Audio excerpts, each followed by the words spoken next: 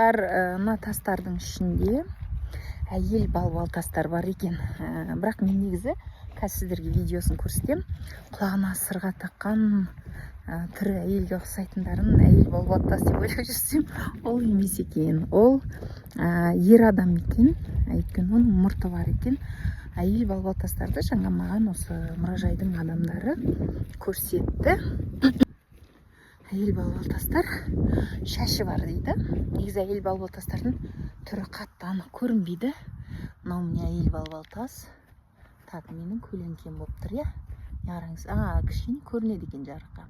Бірақ бұның шашы бар екен, содан біледі екен. Қараңыздар, енді арт жағынан шашы. Мен ойлағам, бұлардың шашы өрілген ба десем, мен сияқты шаштарын жіберіп жүреді екен. Қараңыздар. Осы әйел балбал тас екен. Сосын тағы бір әйел балбал тас көрсетті. Және анау бас жағында коронасы бар әйел балбал тас көрсетті. Бұл Қырғызстандағы ашық аспан астындағы мұражай. Қырғызстанның өңіріндегі көптеген таудан, барлық жерден табылған балбал тастарды осы жерге әкеліп жинаған. Өздеріңіз көріп отырғандай ютубқа барлығын саламын мен. Және мұнараны көріп тұрсыздар, иә? Бұл үлкен мешіт болған, соның мұнарасы болған. Жалпы және Баласағұн қаласының орны.